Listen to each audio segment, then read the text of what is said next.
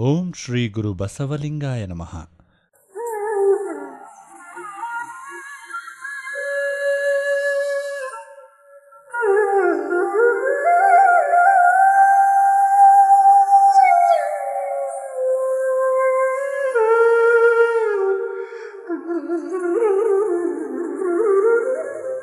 ಈ ಹುಟ್ಟು ಆಕಸ್ಮಿಕ, ಬಿರಿದ ಹೂ ಬಾಡುವಂತೆ ಒಂದು ದಿನ ಮಸನ ಸೇರಲೇಬೇಕು.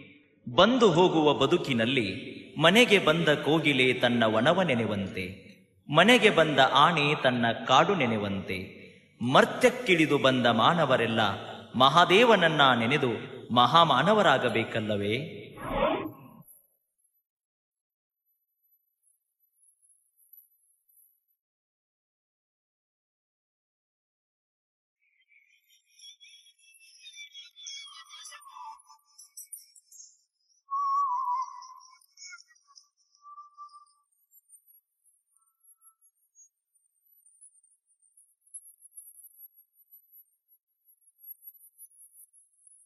ವನದ ಕೋಗಿಲೆ ಮನೆಗೆ ಬಂದರೆ, ವನದ ಕೋಗಿಲೆ ಮನೆಗೆ ಬಂದರೆ, ತನ್ನವನವ ನೆನೆವುದ ಮಾಂಬುದೇ, ತನ್ನವನವ ನೆನೆವುದ ಮಾಂಬುದೇ.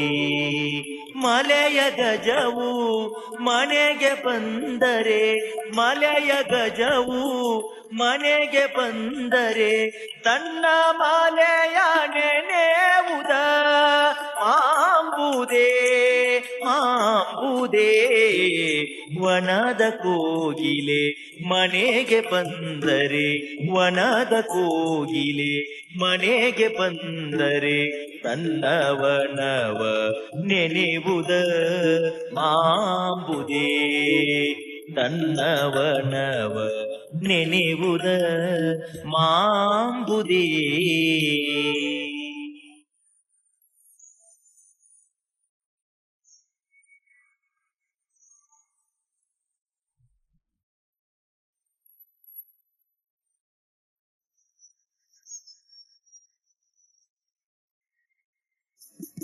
ಕೂಡಲ ಸಂಗನ ಶರಣರು, ಕೂಡಲ ಸಂಗನ ಶರಣರು, ಮರೆದು ಮರ್ತ್ಯಕ್ಕೆ ಬಂದರೆ, ಮರೆದು ಮರ್ತ್ಯಕ್ಕೆ ಬಂದರೆ, ತಮ್ಮ ಆದಿ ಮಧ್ಯಾಂತರಂಗದ, ತಮ್ಮ ಆದಿ ಮಧ್ಯಾಂತರಂಗದ ಲಿಂಗವಾ ನೆನೆವುದ, ಲಿಂಗವಾ ನೆನೆವುದ ಮಾಂಬರಿ ಮಾಂಬರಿ.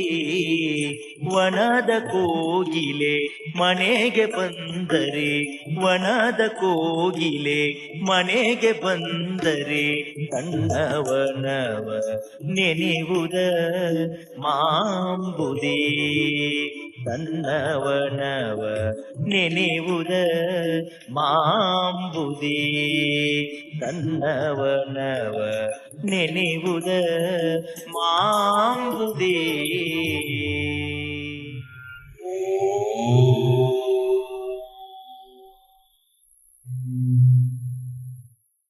ನುಡಿ ಕೆಟ್ಟಾಗ ನಡೆ ಕೆಡುತ್ತದೆ, ನಡೆ ಕೆಟ್ಟಾಗ ನಾಡು ಕೆಡುತ್ತದೆ.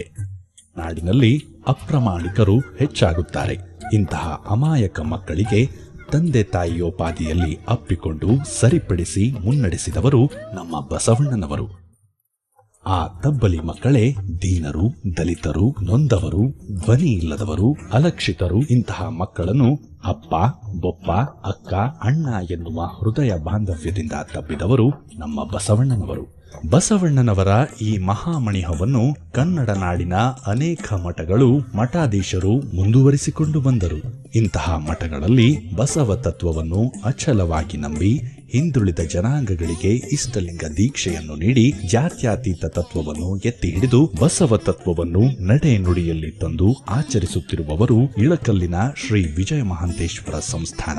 ಈ ಮಠದ 19ನೇ ಪೀಠಾಧಿಪತಿಗಳಾಗಿ ಬಸವ ಜ್ಯೋತಿಯಾಗಿ ಸೇವೆಗೈದ ಪರಮ ಪೂಜ್ಯ ಲಿಂಗೈಕ್ಯ ಡಾಕ್ಟರ್ ಮಹಾಂತ ಮಹಾಸ್ವಾಮಿಗಳು. ಪೂಜ್ಯರು ಬಾಗಲಕೋಟೆ ಜಿಲ್ಲೆ ಜಮಖಂಡಿ ತಾಲೂಕು ಹಿಪ್ಪರಿಗೆಯಲ್ಲಿ ಜನಿಸಿದರು. ಇವರ ತಂದೆ ವಿರೂಪಾಕ್ಷಯ್ಯ, ತಾಯಿ ನೀಲಮ್ಮನವರು. ಚಿಕ್ಕ ವಯಸ್ಸಿನಿಂದಲೇ ಆಧ್ಯಾತ್ಮದ ಒಲವಿದ್ದ ಬಾಲಕ ನಿಜದ ನಿಲುವನ್ನು ಅರಿಯಲು ಸಾಧನೆಯ ಹಾದಿಯಲ್ಲಿ ನಡೆದರು.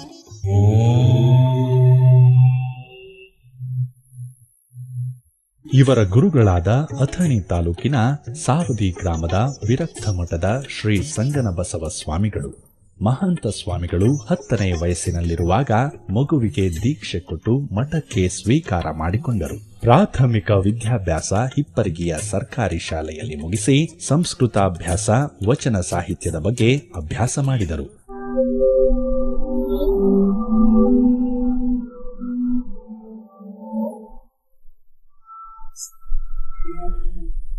ಪರಮ ಪೂಜ್ಯರು ಕೈಗೊಂಡ ಇನ್ನೊಂದು ಮಹಾಕಾರ್ಯ ಎಂದರೆ ಮಹಾಂತ ಜೋಳಿಗೆ ಆಂದೋಲನವನ್ನು ನಡೆಸಿತು. ಮಹಾಂತ ಜೋಳಿಗೆ ಎಂದರೆ ಜನರ ದುಶ್ಚಟಗಳನ್ನು ತನ್ನ ಜೋಳಿಗೆಗೆ ಹಾಕಿಕೊಂಡು ಅವರಿಗೆ ಒಳ್ಳೆಯ ಮಾರ್ಗದಲ್ಲಿ ನಡೆಯತಕ್ಕಂತಹ ಮಾರ್ಗದರ್ಶನವನ್ನು ಮಾಡುವುದು. ಪೂಜ್ಯರು ಊರೂರು ಅಲೆದು ಬೀಡಿ, ಸಿಗರೇಟು, ಸಾರಾಯಿ, ಇಸ್ಪೀಟು ಇಂತಹ ದುಶ್ಚಟಗಳನ್ನು ತಮ್ಮ ಜೋಳಿಗೆಗೆ ಹಾಕಿಸಿಕೊಂಡು ಹಾಳಾಗುತ್ತಿರುವ ಕುಟುಂಬಗಳನ್ನು ಉಳಿಸಿದ ಪುಣ್ಯಾತ್ಮರು. ರಾಷ್ಟ್ರದಾದ್ಯಂತ ಜೋಳಿಗೆ ಹಿಡಿದುಕೊಂಡು ಓಡಾಡಿದವರು. ಇದು ಬಹುದೊಡ್ಡ ಕಲ್ಪನೆ. ಈ ಜೋಳಿಗೆಯ ಪ್ರಭಾವದಿಂದ ಈ ನಾಡಿನಲ್ಲಿ ಲಕ್ಷಾಂತರ ಕುಟುಂಬಗಳು ದುಶ್ಚಟದಿಂದ ಮುಕ್ತರಾಗಿ ನೆಮ್ಮದಿಯ ಜೀವನ ನಡೆಸುತ್ತಿದ್ದಾರೆ. ಭಕ್ತರಿಂದ ಕಾಣಿಕೆ ಸ್ವೀಕರಿಸಿ ಸುಖಿಸುವ ಮನೋಭಾವ ಇವರದ್ದಲ್ಲ. ವೈಚಾರಿಕ ಪ್ರಜ್ಞೆಯಿಂದ ಜನರ ದುಶ್ಚಟವನ್ನು ದಾನವಾಗಿ ಪಡೆದು ಅವರ ಬದುಕನ್ನು ಹಸನುಗೊಳಿಸಿದ ಕೀರ್ತಿ ಇವರಿಗೆ ಸಲ್ಲುತ್ತದೆ. ನಂತರ 19ನೇ ಪೀಠಾಧಿಪತಿಗಳಾಗಿ ಶ್ರೀ ವಿಜಯ ಮಹಾಂತೇಶ್ವರ ಸಂಸ್ಥಾನದಲ್ಲಿ ಲಿಂಗೈಕ್ಯ ಪೂಜ್ಯರು ಮಾಡಿದ ಸಾಧನೆಯನ್ನು ಮಹಾಂತ ಜೋಳಿಗೆಯ ದೃಶ್ಯಾವಳಿಯಲ್ಲಿ ನೋಡೋಣ ಬನ್ನಿ. ಸಂಯಮ ಪ್ರಶಸ್ತಿಗೆ ಪಾತ್ರರಾಗಿರುವವರು ಇಳಕಲ್ನ ಚಿತ್ತರಗಿ ವಿಜಯ ಮಹಾಂತೇಶ್ವರ ಸಂಸ್ಥಾನ ಮಠದ ಮಠಾಧೀಶರಾದ ಡಾಕ್ಟರ್ ಮಹಂತೇಶ ಅಪ್ಪಗಳು. ಮದ್ಯಪಾನವು ಸೇರಿದಂತೆ ಎಲ್ಲಾ ಚಟಗಳನ್ನು ಜನರಿಂದ, ಭಕ್ತರಿಂದ ದಾನದ ರೂಪದಲ್ಲಿ ಪಡೆದು ವ್ಯಸನ ಮುಕ್ತ ಸಮಾಜ ನಿರ್ಮಿಸುತ್ತಿರುವ ಶ್ರೀಗಳ ಮಹಾಂತ ಜೋಳಿಗೆಯ ಪರಿಕಲ್ಪನೆ ಅಭೂತಪೂರ್ವವಾದದ್ದು. ಲಕ್ಷಾಂತರ ಜನರನ್ನು ಮದ್ಯಮುಕ್ತಗೊಳಿಸುತ್ತಿರುವ ಮಹಾಂತೇಶ ಸ್ವಾಮಿಗಳಿಗೆ ಜುಲೈ 2ರಂದು ಬಾಗಲಕೋಟೆಯಲ್ಲಿ ಸಂಯಮ ಪ್ರಶಸ್ತಿ ಪ್ರದಾನ ಮಾಡಿತು. ಈ ಭಾರತದ ಪವಿತ್ರ ಭೂಮಿಯಲ್ಲಿ ಸಾವಿರಾರು ವರ್ಷಗಳಿಂದ ಇಂದಿನವರೆವಿಗೆ ಅನೇಕ ಸತ್ಪುರುಷರು, ತಪಸ್ವಿಗಳು, ಧರ್ಮಾಧಿಕಾರಿಗಳು ಜನ್ಮವೆತ್ತಿ ಮನುಕುಲದ ಉದ್ಧಾರಕ್ಕಾಗಿ ಮಾರ್ಗದರ್ಶನ ನೀಡಿದ್ದಾರೆ. ಇವರ ಶ್ರಮದಿಂದಲೇ ಭೂಮಂಡಲದ ಮೇಲೆ ಭಾರತೀಯರ ಧರ್ಮವು ಅಜರಾಮರವಾಗಿ ಜನತೆ ಶಾಂತಿ, ನೆಮ್ಮದಿಯಿಂದ ಬಾಳಲು ಕಾರಣಕರ್ತರಾಗಿದ್ದಾರೆ. ಅನೇಕ ಸತ್ಪುರುಷರ ಆಶೀರ್ವಾದದಿಂದ ನಮ್ಮ ರಾಜ್ಯ ಉತ್ತುಂಗದಲ್ಲಿದೆ. ಅಂತಹವರಲ್ಲಿ ಒಬ್ಬರಾಗಿ ತಮ್ಮ ಧರ್ಮ ಜಾಗೃತಿಯ ಮೂಲಕ ಮಹಾನುಭಾವರಾದ ಇಳಕಲ್ ಮಠದ ಶ್ರೀ ವಿಜಯ ಮಹಾಂತಪ್ಪರವರ ಕೈಂಕರ್ಯದ ಕಿರುಚಿತ್ರವನ್ನು ನೋಡೋಣ. ಬಸವ ತತ್ವ ದಂಡನಾಯಕರು ಆದ ಶ್ರೀಮನ್ ನಿರಂಜನ ಪ್ರಣವ ಸ್ವರೂಪಿ ಡಾಕ್ಟರ್ ಮಹಾಂತ ಶಿವಯೋಗಿಗಳು, ಚಿತ್ತರಗಿ ಶ್ರೀ ವಿಜಯ ಮಹಾಂತೇಶ್ವರ ಸಂಸ್ಥಾನ ಮಠ ಇಳಕಲ್ಲು, ಮಹಾಂತ ಜೋಳಿಗೆಯ ಹರಿಕಾರರು. ಪೂಜ್ಯ ವಿಜಯ ಮಹಾಂತಪ್ಪನವರು 1-8-1930 ಜನಿಸಿ ಪ್ರಾಥಮಿಕ ವಿದ್ಯಾಭ್ಯಾಸ ಹಿಪ್ಪರಗಿ ಗ್ರಾಮದಲ್ಲಿ, ಮಾಧ್ಯಮಿಕ ವಿದ್ಯಾಭ್ಯಾಸ ಶಿವಯೋಗ ಮಂದಿರದಲ್ಲಿ, ಕಾಲೇಜು ಶಿಕ್ಷಣ ಕಾಶಿಯಲ್ಲಿನ ಕ್ವೀನ್ಸ್ ಕಾಲೇಜಿನಲ್ಲಿ, ಸಂಗೀತಾಭ್ಯಾಸ ವೀರಶೈವ ಪುಣ್ಯಾಶ್ರಮ ಗದಗದಲ್ಲಿ. ಹೀಗೆ ಇವರ ವಿದ್ಯಾಭ್ಯಾಸ ನಡೆಯಿತು. ನವಲಗುಂದ ಗವಿಮಠದಲ್ಲಿ ವಚನ, ಅಧ್ಯಯನ, ಪ್ರವಚನವನ್ನು ಪ್ರಾರಂಭಿಸಿದರು. ಅಥಣಿ ತಾಲೂಕಿನ ಸವದಿ ಸಂಗನ ಬಸವೇಶ್ವರ ಮಠಕ್ಕೆ 13-12-1961 5ನೇ ಪೀಠಾಧಿಪತಿಯಾಗಿ ನಿರಂಜನ ದೀಕ್ಷೆ ಪಡೆದರು. ಇಳಕಲ್ಲಿನ ಚಿತ್ತರಗಿ ಪೀಠಕ್ಕೆ ತಾರೀಕು 17/5/1970 19ನೇ ಪೀಠಾಧಿಪತಿಯಾಗಿ ಪಟ್ಟಾಭಿಷಿಕ್ತರಾದರು. ನಮ್ಮ ರಾಜ್ಯದ ಜನತೆ ಜಂಗಮರನ್ನ, ಶರಣರನ್ನ ದೇವರೆಂದೇ ನಂಬಿ ಪೂಜಿಸಿದ್ದಾರೆ. ಅವರ ಮಾರ್ಗದರ್ಶನದಂತೆ ನಡೆದಿದ್ದಾರೆ. 15ನೇ ಶತಮಾನದಲ್ಲಿ ಶ್ರೀ ಯಡಿಯೂರು ಸಿದ್ಧಲಿಂಗೇಶ್ವರ ಶಿಷ್ಯರಾದ ಶ್ರೀ ವಿಜಯ ಮಹಾಂತ ಸ್ವಾಮಿಗಳ ಪರಂಪರೆಯಲ್ಲಿ ಬಂದ ಪೂಜ್ಯ ಡಾಕ್ಟರ್ ಮಹಾಂತ ಶಿವಯೋಗಿಗಳು 19ನೇ ಪೀಠಾಧಿಪತಿಗಳು. ಪೂಜ್ಯ ಮಹಾಂತ ಅಪ್ಪಗಳು ಶ್ರೀ ವಿಜಯ ಮಹಾಂತೇಶ್ವರರ 63ನೇ ಪುಣ್ಯತಿಥಿಯ ಸಂದರ್ಭದಲ್ಲಿ ಎಲ್ಲ ಮಠಾಧೀಶ್ವರರನ್ನು ಹುನಗುಂದದಲ್ಲಿ ಕರೆದು ಧರ್ಮ ಪ್ರಸಾರ ಹಾಗೂ ಸಮಾಜೋದ್ಧಾರಕ ಕಾರ್ಯಗಳನ್ನು ವ್ಯಾಪಕವಾಗಿ ಕೈಗೊಳ್ಳಬೇಕೆಂದು ಬಯಸಿ ನಿರಾಶರಾದರು. ಈ ನಿರಾಶೆಯ ಅಂತರಾಳದಲ್ಲಿಯೇ ಮಹಾಂತ ಜೋಳಿಗೆ ಆಶಾಕಿರಣವಾಗಿ ಮೂಡಿಬಂದಿತು. ಮಠಾಧೀಶರ ಸಂಘಟನೆಯನ್ನು ಕೈಬಿಟ್ಟು ಮಹಾಂತ ಅಪ್ಪಗಳು ಶ್ರೀ ವಿಜಯ ಮಹಾಂತೇಶ್ವರರ 64ನೇ ಪುಣ್ಯತಿಥಿಯ ಅಂಗವಾಗಿ 1975ರಲ್ಲಿ ಹುನಗುಂದ ತಾಲೂಕಿನ ಆಯ್ದ ಹಳ್ಳಿಗಳಲ್ಲಿ ಧರ್ಮ ಪ್ರಸಾರದ ಜೊತೆಗೆ ದುಶ್ಚಟಗಳ ನಿರ್ಮೂಲನೆಗಾಗಿ ಮಹಾಂತ ಜೋಳಿಗೆ ಈ ಕಾರ್ಯಕ್ರಮವನ್ನು ಪ್ರಾರಂಭಿಸಿದರು.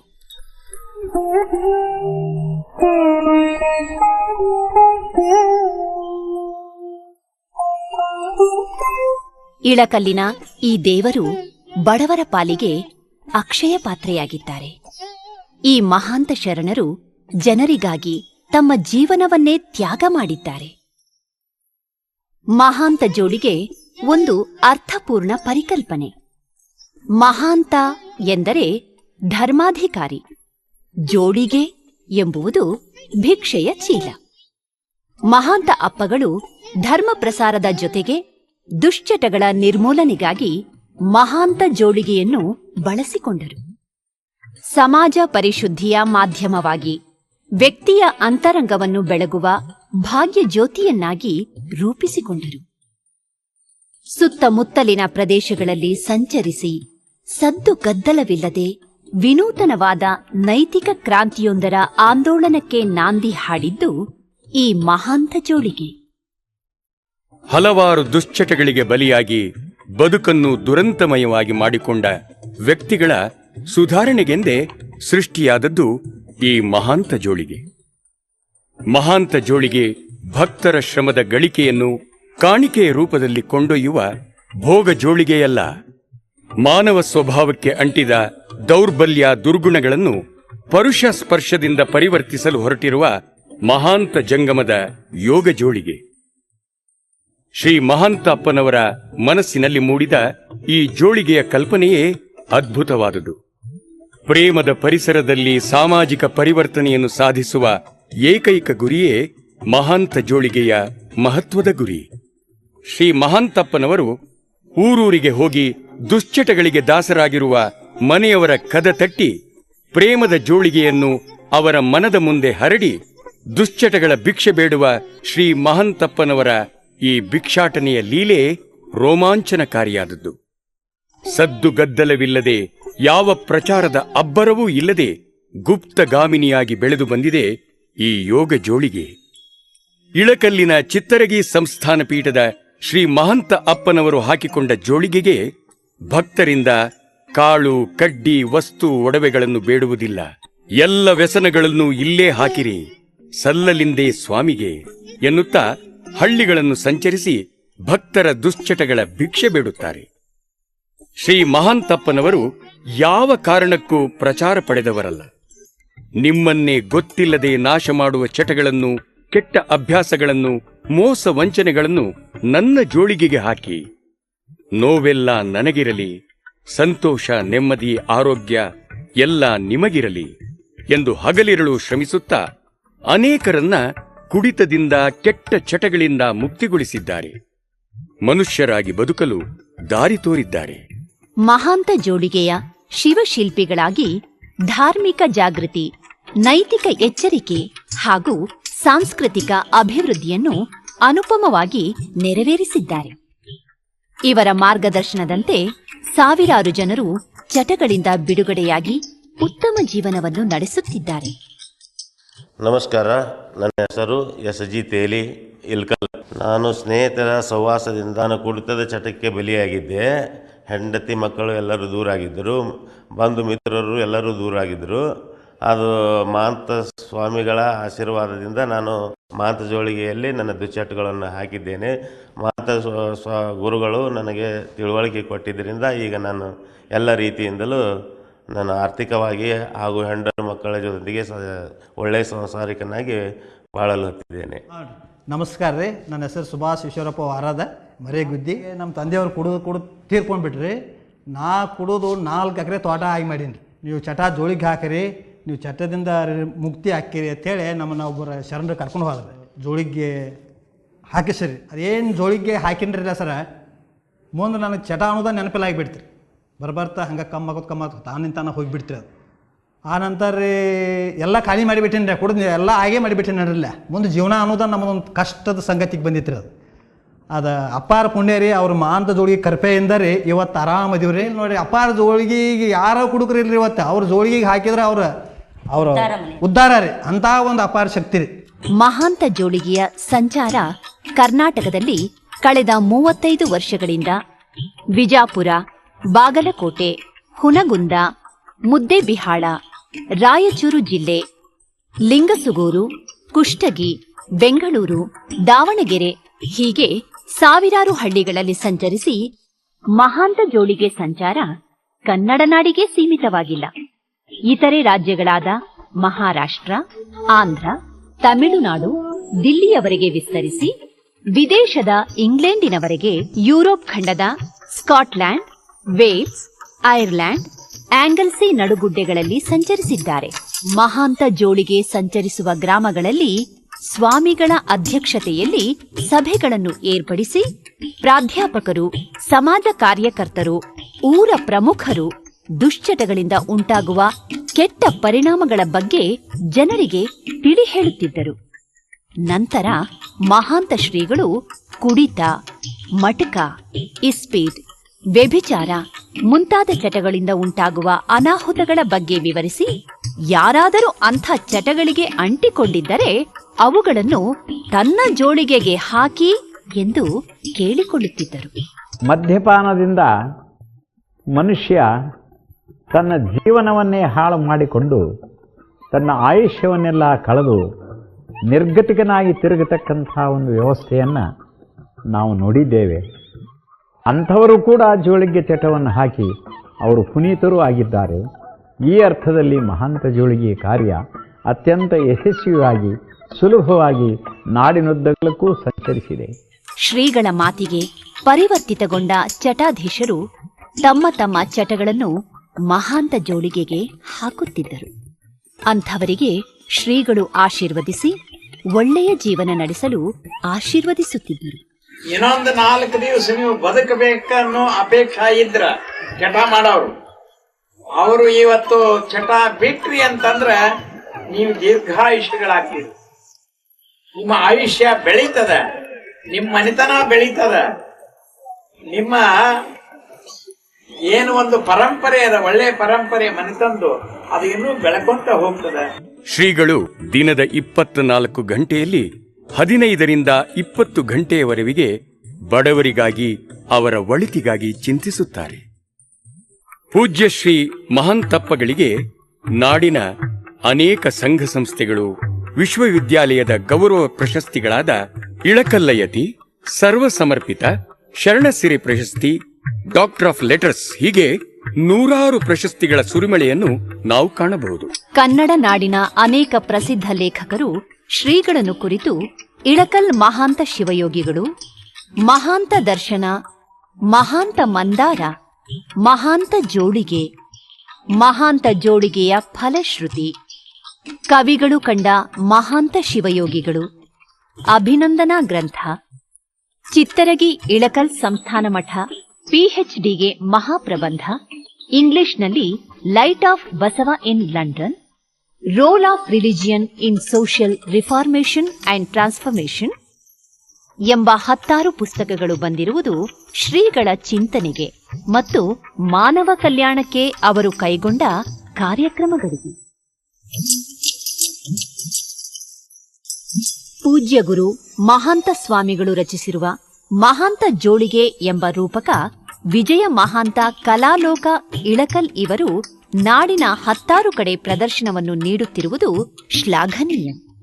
ಈ ರೂಪಕ ರಂಜನೆಯ ಮೂಲಕ ಜನಜಾಗೃತಿಗೆ ಸಹಾಯವಾಗುತ್ತದೆ. ಮಹಾಂತ ಜೋಳಿಗೆ ಮಹತ್ವ ಮತ್ತು ಶ್ರೀ ಮಹಾಂತ ಸ್ವಾಮಿಗಳ ಆಚಾರ ವಿಚಾರಗಳನ್ನು ಜಾನಪದ ಹಾಡುಗಳ ಮೂಲಕ ಬಿಡುವಿನ ವೇಳೆಯಲ್ಲಿ ಹಲವಾರು ಹಾಡುಗಾರರು ಅರಿವನ್ನುಂಟು ಮಾಡುವ ಕಾಯಕದಲ್ಲಿ ತಮ್ಮನ್ನು ತೊಡಗಿಸಿಕೊಂಡಿದ್ದಾರೆ. ದುಶ್ಚಟಗಳು ಮನುಷ್ಯನ ಆತ್ಮಬಲವನ್ನು ಕುಗ್ಗಿಸಿ ಬಿಡುವ ಒಂದು ಘನ ಘೋರ ರೋಗ. ಹಣ, ಆರೋಗ್ಯ, ಚಾರಿತ್ರ್ಯ, ಕುಟುಂಬ ಜೀವನ, ಸುಖ, ಶಾಂತಿ ಎಲ್ಲವನ್ನೂ ಈ ಮಾರಕ ಚಟ ನಾಶಪಡಿಸುತ್ತೆ. ಮದ್ಯಪಾನ ಮತ್ತು ಮಾದಕ ವಸ್ತುಗಳ ಸೇವನೆಯಿಂದ ಜನರು ಕಂಗಾಲಾಗಿದ್ದಾರೆ. ಈ ಚಟಗಳು ಮಾನವನ ಏಳಿಗೆಯನ್ನು, ಸಮಾಜದ ಅಭಿವೃದ್ಧಿಯನ್ನು ಕುಂಠಿತಗೊಳಿಸುತ್ತದೆ. ಮದ್ಯ ವ್ಯಸನಕ್ಕೆ, ಮಾದಕ ವಸ್ತುಗಳಿಗೆ ದಾಸನಾದವನು ಎಂದಿಗೂ ಉದ್ಧಾರವಾಗಲಾರ. ಶ್ರೀ ಮಹಾಂತ ಜೋಳಿಗೆ ಬಹಿರಂಗ ಮತ್ತು ಅಂತರಂಗದ ದುಶ್ಚಟಗಳನ್ನು ಬೇಡುತ್ತದೆ. ಮದ್ಯ ಮತ್ತು ಚಟಗಳ ಮುಕ್ತ ಹಳ್ಳಿಗಳನ್ನು ರೂಪಿಸಲು ನಾವೆಲ್ಲರೂ ಶ್ರಮಿಸಬೇಕೆಂದು ಶರಣರ ಕೋರಿಕೆ. ಮಹಾಂತ ಅಪ್ಪನವರ ಈ ಕಾಯಕ ಮಹಾನ್ ಕಾಯಕ. ಜಗದ ಮೇಲಿರುವ ದುಶ್ಚಟಗಳು ನಿರ್ಮೂಲನೆಯಾಗುವ ತನಕ ಈ ಮಹಾನ್ ಕಾಯಕ ಸಾಗಲಿ ಸಾಗಲಿ ಸಾಗುತ್ತಲೇ ಇರಲಿ.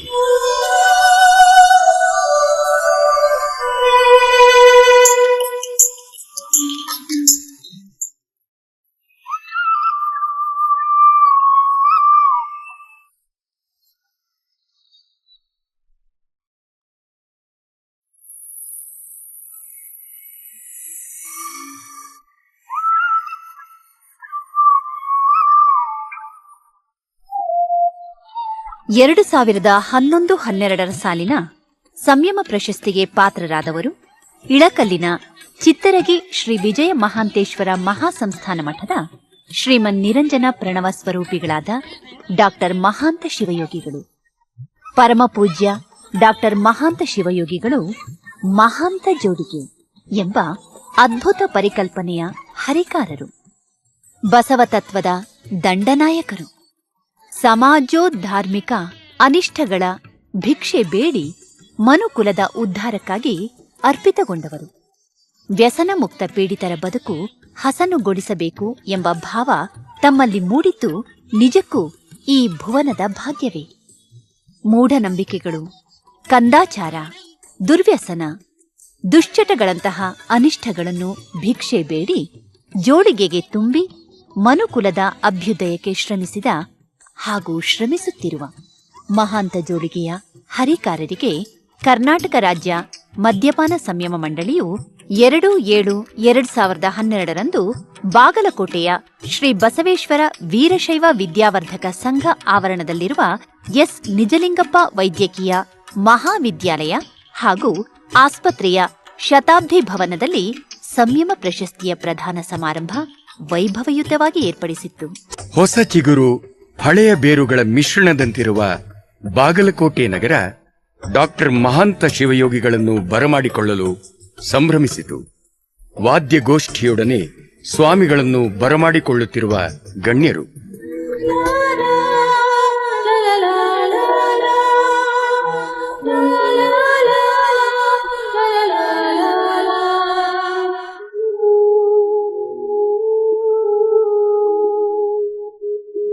ಶ್ರೀ ಸಿದ್ದೇಶ್ವರ ಸ್ವಾಮಿಗಳನ್ನು ಹಾಗೂ ಮಹಾಂತ ಜೋಳಿಗೆಯ ಹರಿಕಾರರನ್ನು ಮಂಗಳವಾದ್ಯದೊಂದಿಗೆ ಶತಾಬ್ದಿ ಭವನಕ್ಕೆ ಕರೆತರಲಾಯಿತು.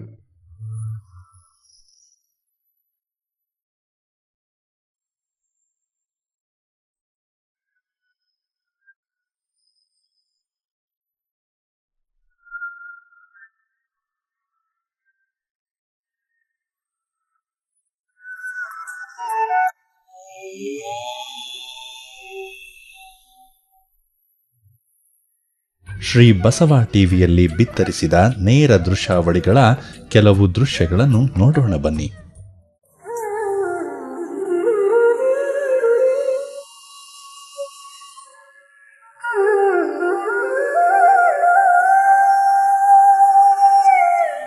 ವೀಕ್ಷಕ ಬಂಧುಗಳೇ,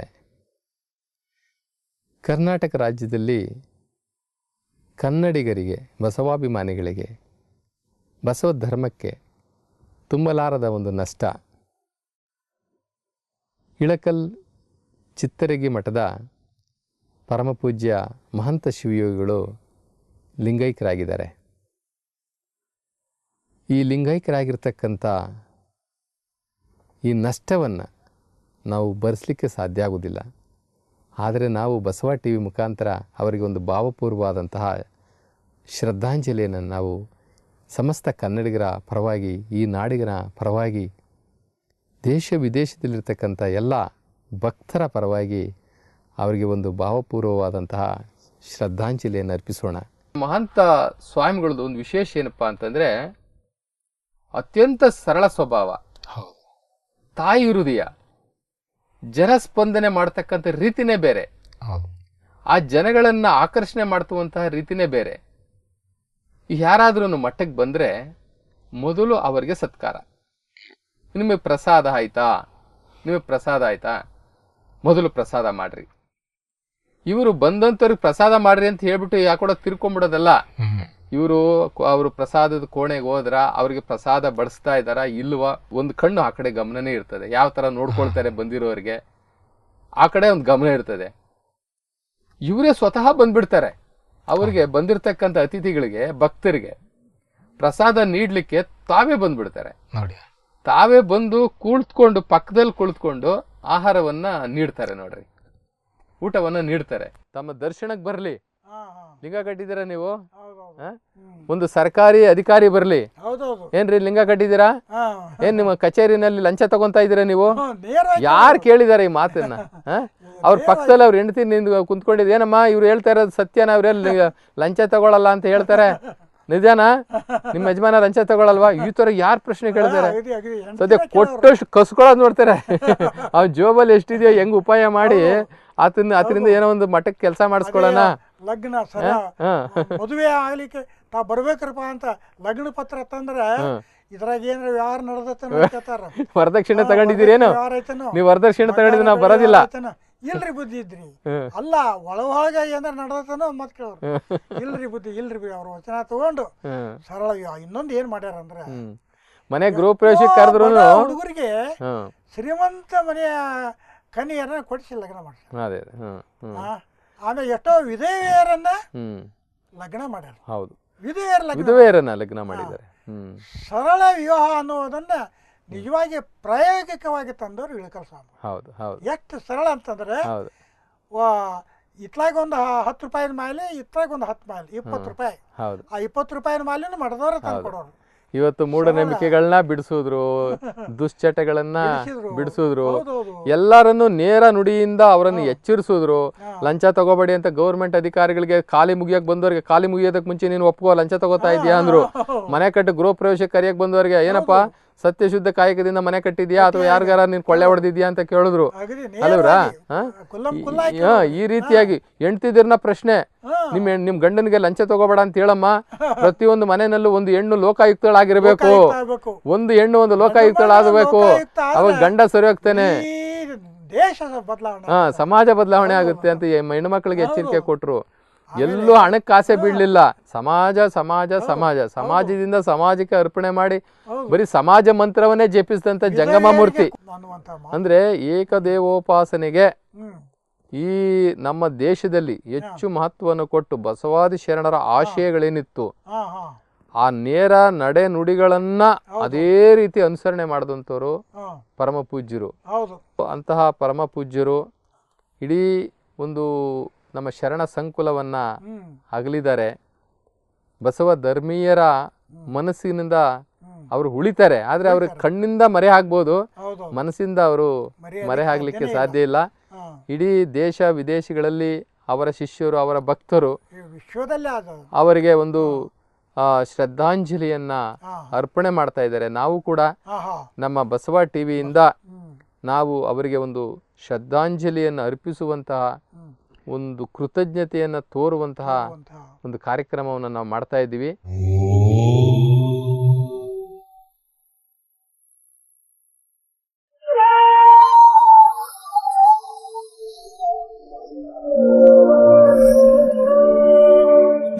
ಸುಮಾರು 50 ವರ್ಷಗಳ ಕಾಲ ಈ ಮಠದ ಅಧಿಪತಿಗಳಾಗಿ ಅನೇಕ ಸಂಘ ಸಂಸ್ಥೆಗಳ ಅಧ್ಯಕ್ಷರಾಗಿ ಮಾರ್ಗದರ್ಶನ ಮಾಡಿ ಆಶೀರ್ವದಿಸಿ ಅನೇಕ ಸಂಘ ಸಂಸ್ಥೆಗಳ ಬೆಳವಣಿಗೆಗೆ ಕೂಡ ಅವರು ಕಾರಣೀಕರ್ತರಾಗಿದ್ದರು.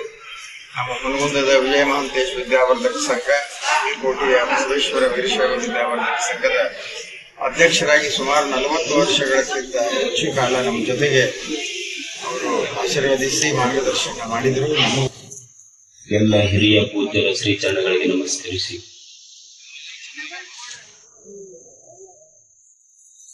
ಮಹಾಂತಪ್ಪಗಳು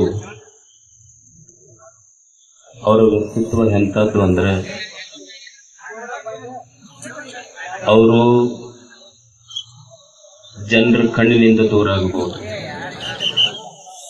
ಮಣ್ಣಿನಲ್ಲಿ ಮರೆಯಾಗಬಹುದು, ಆದರೆ ಮನದಿಂದ ದೂರ ಆಗುವಂಥ ವ್ಯಕ್ತಿತ್ವ ಅವರದಲ್ಲ. ಸದಾ ಭಕ್ತರ ಮನದಲ್ಲಿ ಉಳಿಯುವಂಥ ವ್ಯಕ್ತಿತ್ವ ಅವರದು. ಒಬ್ಬ ಸನ್ಯಾಸಿ ಯಾವಾಗ ದೊಡ್ಡವನಾಗ್ತಾನೆ, ಒಬ್ಬ ಸ್ವಾಮೀಜಿ ಯಾವಾಗ ದೊಡ್ಡವನಾಗ್ತಾನೆ. ಒಬ್ಬ ಸ್ವಾಮೀಜಿ ದೊಡ್ಡವನು ಅನಿಸ್ಕೊಳ್ಳೋದು ಮಠದಲ್ಲಿ ಬಹಳಷ್ಟು ಬಂಗಾರ ಬೆಳ್ಳಿ ಸಂಪತ್ತಿದ್ರೆ ಆತ ದೊಡ್ಡವನು ಅನಿಸ್ಕೊಳ್ಳೋದಿಲ್ಲ. ಅಥವಾ ಒಂದು ದೊಡ್ಡ ಮಠಕ್ಕೆ ಮಠಾಧಿಪತಿ ಆದರೂ ಸಹಿತ ಆತ ದೊಡ್ಡವನು ಅನಿಸ್ಕೊಳ್ಳೋದಿಲ್ಲ. ಅಥವಾ ಸಾವಿರಾರು ಎಕರೆ ಆಸ್ತಿ ಮಠಕ್ಕಿದ್ರೂ ಸಹಿತ ಆತ ದೊಡ್ಡವನು ಅನಿಸ್ಕೊಳ್ಳೋದಿಲ್ಲ.